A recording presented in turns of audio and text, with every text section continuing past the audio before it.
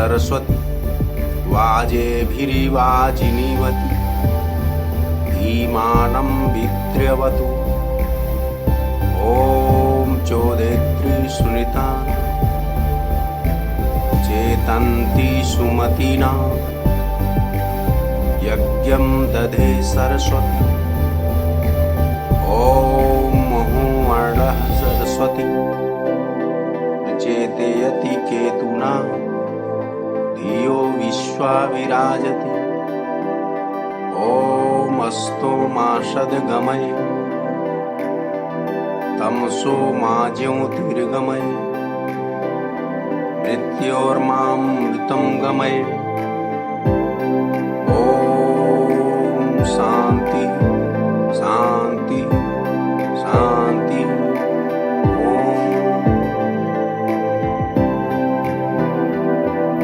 हम इंद्रिय, मन और आत्मा इन सबको समाहित किया।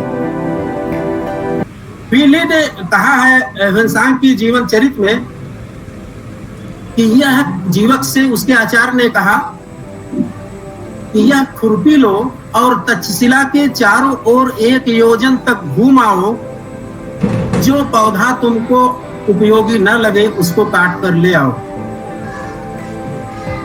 जीवक जो है कई दिनों तक भ्रमण करता रहा और अंत में खाली हाथ आकर के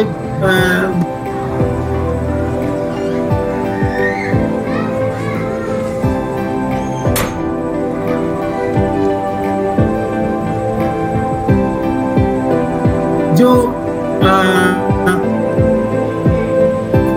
उससे कहा गया कि 1 योजन तक चारों ओर तुमको घूमना है।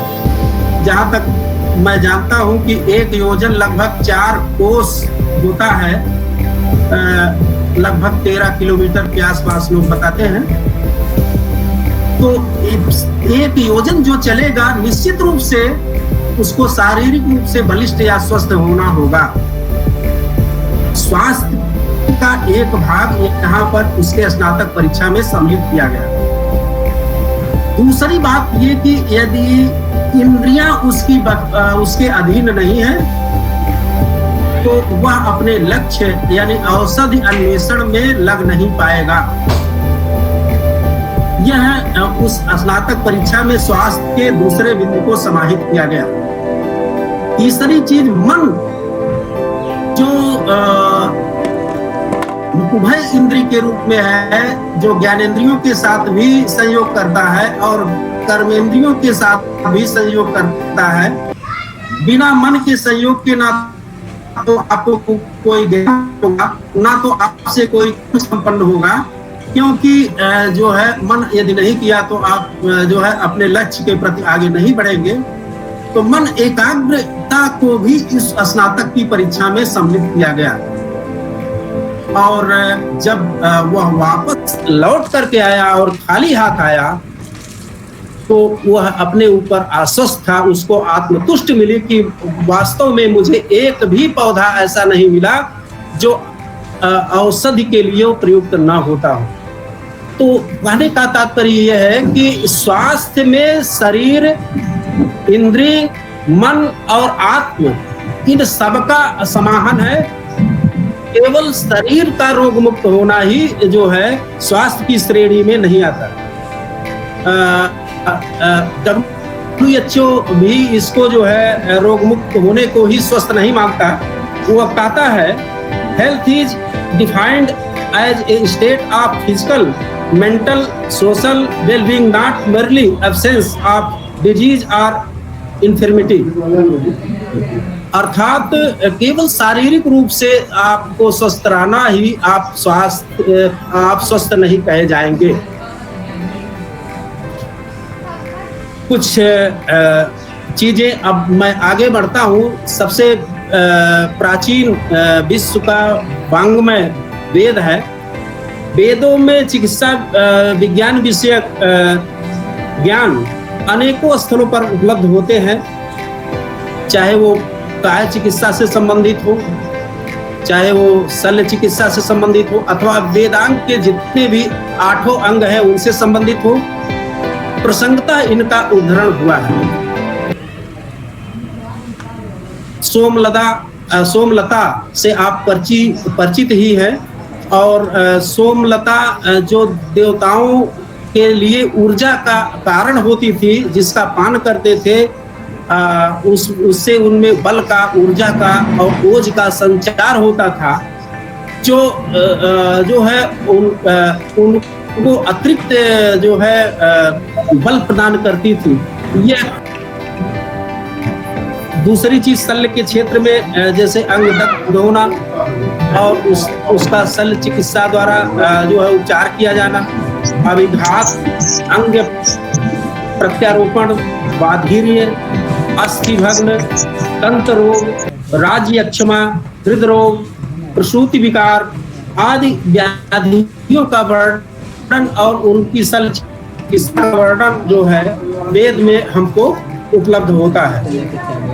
अथर्ववेद को तो आयुर्वेद का आदि स्वरूप ही कहा जाता है। अथर्ववेद के 10वें कांड के दूसरे सूक्त में 33 मंत्रों की एक श्रृंखला है, जिसमें प्रश्नात्मक शैली में सिर से पैर तक लेकर शारीरिक अंगों का वर्णन है। और अथर्ववेद के ही कांड 1 से लेकर के कांड 9 तक औषधियों का वर्णन है और उनसे उपचार का वर्णन है। कई औषधियों का नाम आता है जो जिनमें रोहिणी, जो कटी हुई हड्डी, घाव और रक्तस्राव को शीघ्र ही बंद करती थी और ठीक करती थी।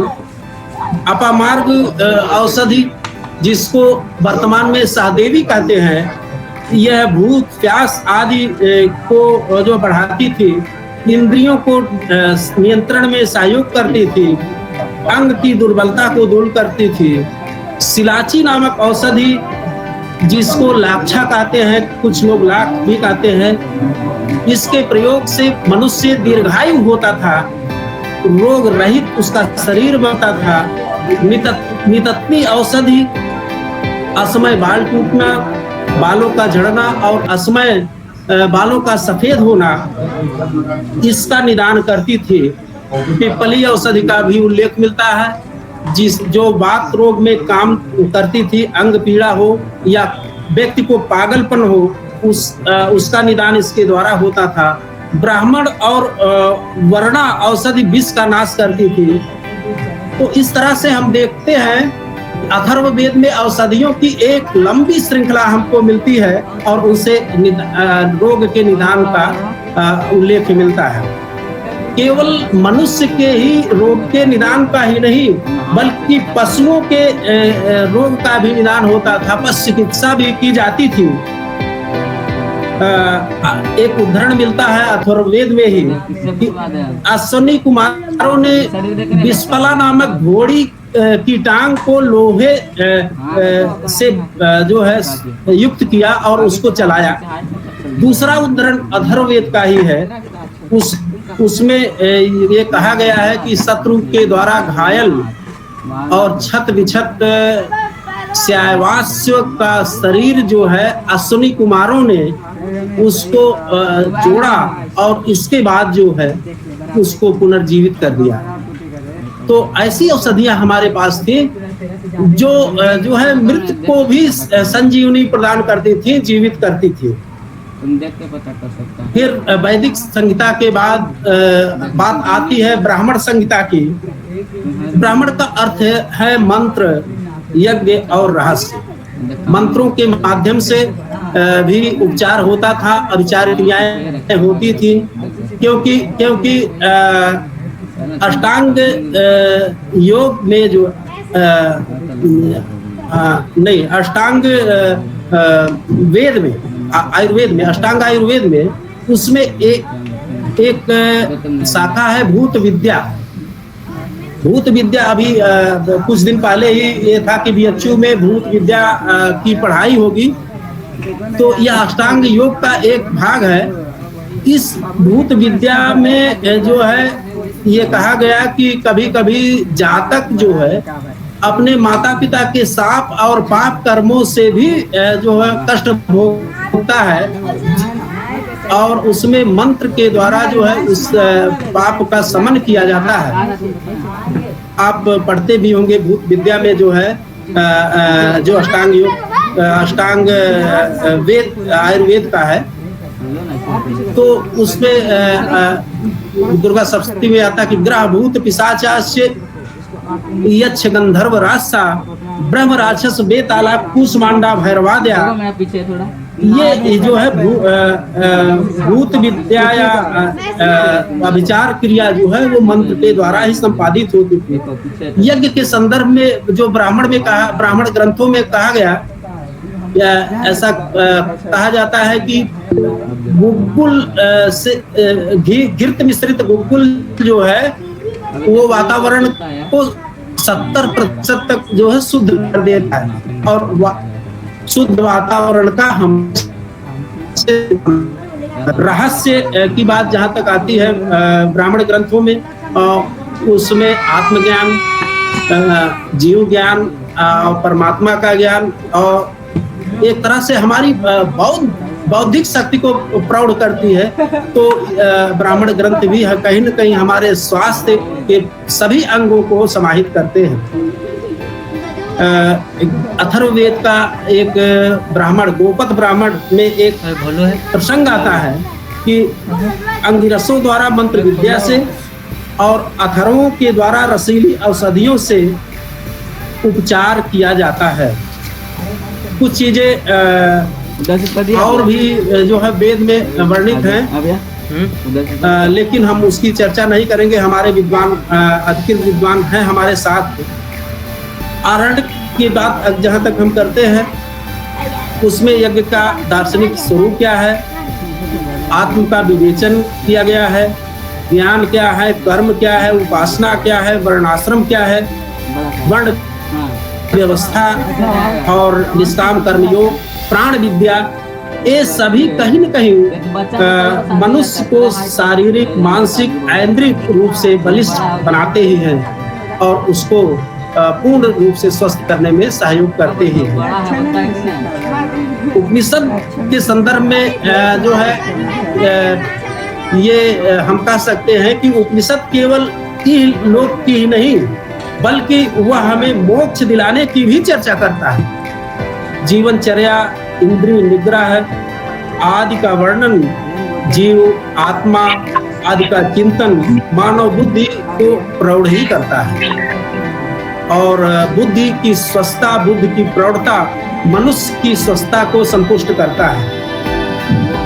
इस संबंध में एक पश्चिमी विद्वान हुआ विंटर नित्जे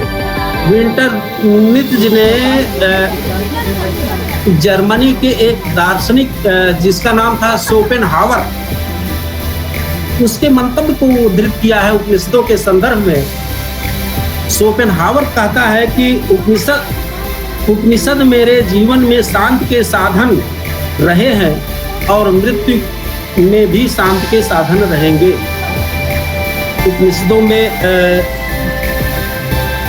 मध्य विद्या की भी चर्चा हुई, प्रवर्ग विद्या की भी चर्चा हुई, जिसको अंग प्रत्यारोपण कहते हैं।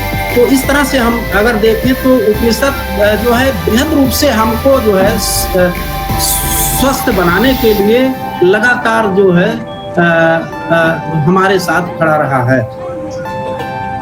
योग के संदर्भ में अगर हम चर्चा करें तो महर्षि पतंजल द्वारा कहा गया कि योगः चित्तवृत्ति निरोधा। गीता में भगवान कृष्ण ने कहा है द्वितीय अध्याय के 50वें श्लोक में कि योगः कर्मसु कौशलम, जहां पर महर्षि पतंजल ने कहा कि योगः चित्तवृत्ति निरोधा, यानी चित्त वृत्तियों का निरोध ही योग है।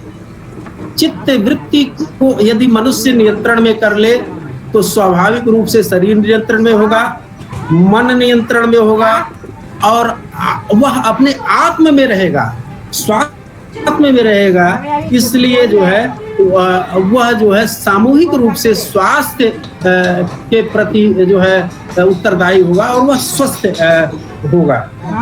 कर्मों की कुशलता ही योग है।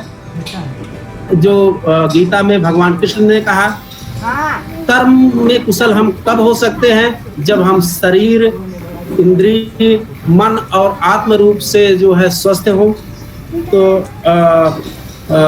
इस संबंध में और जैसे योग में अष्टांग योग की बात चर्चा आती है, जिसमें कहा गया कि यम, नियम, आसन, प्राणायाम, प्रत्याहार, धारणा, ध्यान और समाधि, ये जो है अष्ट अंग कहे तो जाते हैं, लेकिन ये आयाम है, ये एक साथ किए जाते हैं। ये 8 बार में नहीं बल्कि एक साथ होते हैं, और इस तरह से जो है इनके पालन से हम जो है अपने शरीर को स्वस्थ रख सकते हैं। आयुर्वेद के संदर्भ में अगर हम चर्चा करें तो आयुर्वेद का 2 मुख्य बिंदु ये कहा जा सकता है कि व्याधि प्रशमनम, स्वास्थ्य संरक्षण च। आयुर्वेद के 8 अंग बताए गए हैं, जिसमें शल्य चिकित्सा, शल्य के प्रमुख आचार्य सुश्रुत हैं। इसमें संपूर्ण शरीर की यंत्रों के द्वारा चिकित्सा का विधान किया गया है। संबंध में कहा गया है कि ये जो है शरीर और मन को इस चिकित्सा के द्वारा कष्ट होता है। कहा जाता है कि शरीर मन आबाद कारणानि शल्यानि। दूसरा अष्टांग योग का जो भाग है उसको कहते हैं सालाग। सालाग के से की चिकित्सा जत्रु के ऊपर के अंगों की चिकित्सा की जाती है, जिसमें मुख, नाक, आंख, कान, इसकी चिकित्सा जो है होती है। काय चिकित्सा जिसके प्रमुख आचार्य जो है चरक माने जाते हैं, काय चिकित्सा के प्रसिद्ध आचार्य है। इसमें संपूर्ण शरीर की चिकित्सा औषधियों के माध्यम से की जाती है। बाजीकरण में अल्पवीर्य, दुष्टवीर्य, क्षीणवीर्य, वशीकरण आदि की चिकित्सा की जाती है। रसायन में वयः स्थापन यानी तरुणावस्था को निरंतर बनाए रखने की चिकित्सा की जाती है। मुझे लगता है कि देवता लोग जो सोमरस का पान करते थे वो जो है रसायन अंग के अंतर्गत ही आता था। अगर अंग जो आयुर्वेद का है 7वां अंग, वो उसमें सभी प्रकार के विष की चिकित्सा की जाती है।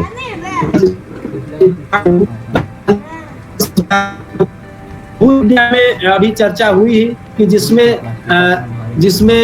जो है यक्ष गंधर्व आदि के द्वारा जो पीड़ा होती थी उसको जो है मंत्र आदि के माध्यम से जो है उसका शमन किया जाता था। चिकित्सा के क्षेत्र में चरक और सुश्रुत 2 नाम प्रसिद्ध है, और प्रायः ये माना जाता है कि जो है रोग मुक्ति के लिए जो है ये शल्य चिकित्सा ज्यादा उपयुक्त होती है। क्योंकि कहा गया है कि आशु क्रिया यानी जिससे रोग मुक्ति शीघ्र प्राप्त हो, वो जो है चिकित्सा श्रेष्ठ है। इसके बाद फिर चर्चा होती है जो है वेदांगों की। जो वेदांग वांग में साहित्य है उसकी चर्चा होती है। उसमें जो है 6 वेदांगों में शिक्षा, कल्प, निरुक्त, छंद, ज्योतिष की चर्चा होती है। मैं सबकी चर्चा नहीं करूंगा, लेकिन व्याकरण में एक उदाहरण आता है, प्रश्न होता है एक जो है व्याकरण वेत्ता के द्वारा, जहाँ पर जो है प्रातिपदिक की चर्चा होती है। उसमें कहता है, एक प्रश्न करता है कि विद्वान कीदृक् गचो ब्रूते को रोगी कस्य नास्तिका कीदृक् चंद्रम न पश्यति सूत्रम तत्पाणिनेर्वत्। यहाँ पर एक जो है श्रृंखला में 4 प्रश्नों को प्रश्नकर्ता सजाता है। यानी विद्वान कैसी वाणी बोलता है, कौन रोगी है, कौन नास्तिक है, और किस दिन के चंद्रमा दिखाई नहीं देता है। तो मैं केवल रोगी के संदर्भ में कहूंगा क्योंकि वो विषयगत वस्तु है। तो रोगी को रोगी कौन है, रोगी कौन है, ये बात आती है। तो उसका उत्तर पाणिनि के एक सूत्र में है, अर्थवत अधातुर अप्रत्यय प्रातिपदिकम स्यात्। को रोगी, यहाँ उत्तर मिल रहा है कि अधातु, जिसके पास धातु नहीं, बल वीर्य ऊर्जा नहीं है, वह स्वस्थ नहीं रह सकता, उसी को रोगी कहा जाएगा या वह रोगी होगा। पुराणों की चर्चा जब हम करते हैं तो पुराण में शरीर विज्ञान, आयुर्वेद, शास्त्रीय विषयों से संबंध तत्व संकलित मिलते हैं। वायु पुराण में एक गाथा आती है, जब दक्ष एक यज्ञ संपन्न कर रहे थे, उसमें शिव जी को उनका उचित स्थान नहीं देने पर जब सती जी जो है वो अपना प्राण त्याग देती है, तो शिव क्रोध से जो है यज्ञ पर आक्रमण करते हैं और उसका शिरच्छेदन करते हैं। चरक संहिता भी इस कथानक का समर्थन करती है। चरक संहिता में कहा गया कि यज्ञ से ही शीर्षित छिन्नम पुनस्ताभ्याम समाहितम, यानी यज्ञ की जो यज्ञ का जो शिरच्छेदन किया गया, देव चिकित्सक, शल्य चिकित्सक जो अश्विनी कुमार हैं, उन लोगों ने बकरे के सिर को यज्ञ जो हिरण के रूप में भाग रहा था, उसके सिर में जो है शल्य चिकित्सा के माध्यम से जोड़ा और उसको पुनर्जीवित कर दिया। ये उद्धरण मिलता है। धर्मशास्त्र तो हमारे पूरे जीवनचर्या को प्रस्तुत करते हैं, तो मैं सबकी चर्चा नहीं करूंगा। केवल मैं संस्कारों की चर्चा में से एक को लेता हूँ। इसमें 16 संस्कार की चर्चा की गई है, जिसमें गर्भाधान, पुंसवन, सीमांतोन्नयन, जात कर्म, नामकरण, निष्क्रमण, अन्नप्राशन, चूड़ाकर्म, कर्णभेद, विद्यारंभ, उपनिषद, वेदारंभ, केशांत, समावर्तन, विवाह और अंत्येष्टि। ये जो 16 संस्कार बताए गए हैं, इसमें इन 16 संस्कारों में एक की बात मैं कर देता हूं, जो हमारे स्वास्थ्य के लिए कितना लाभदायक है। संस्कार केवल कर्म के लिए नहीं थे, बल्कि हमारे स्वास्थ्य के लिए भी लाभदायक थे। उसका वैज्ञानिक कारण भी था। एक संस्कार है कर्णभेद संस्कार। ये वैज्ञानिकों ने भी सिद्ध किया है कि कर्णभेद संस्कार में जब उस जातक का कान छिदा जाता है और एक जाता है, तो यहाँ पर कानों में एक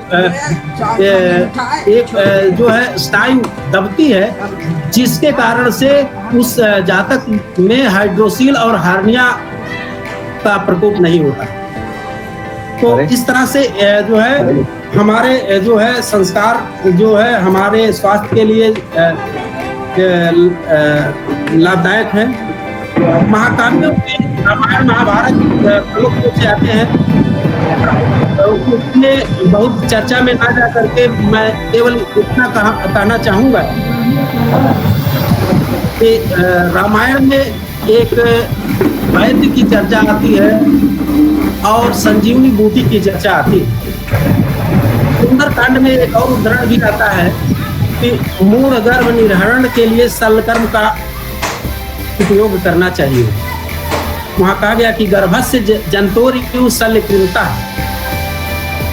गद्य साहित्य अगर हम देखते हैं तो सबसे प्रमुख गद्यकारों में सुबंधु बाण और दंडी का क्रम आता है। इनकी रचनाएं मनुष्य की बुद्धि को अनेकों युक्तियों से भर देती है और सूर्यास्त, पुष्प, बसंत का सजीव वर्णन और इनका जो है उदाहरण क्या हमारे हृदय को झंकृत नहीं करते? अर्थात अवश्य करते तो हैं। यदि हमारी मन और मस्तिष्क और इंद्रियां प्रफुल्लित होती है तो निश्चय ही ये हमारे स्वास्थ्य का कारक है। नाटक के संदर्भ में अगर चर्चा करें, सभी नाटकों की चर्चा ना करके मैं केवल अभिज्ञान शाकुंतलम से एक उदाहरण देना चाहूंगा। इसमें जब शकुंतला को लू लगने की बात आती है, जब वह काम संतप्त है और वो उसको लू लगा हुआ है या काम संतप्त है, तो उसके लिए जो है खस के लेप की व्यवस्था की जाती है और कमल नाल और कमल के पत्रों को उसके वक्षस्थल पर रखा जाता है। और वहीं उसी अभिज्ञान शाकुंतलम में इंगुदी के तेल के प्रयोग का भी वर्णन होता है, जिससे घाव भरते थे, जिसका प्रयोग ऋषि लोग जो है करते थे। अंततः मैं ज्यादा आपका समय ना लेकर के बाद के जैसे आपका नीति शतक है, नीति शतक क्या जो है हमारे स्वास्थ्य के लिए कारण नहीं है क्या? ये साम न विद्या न तपो न दानम ज्ञानम न शीलम न गुणो न धर्म ते मर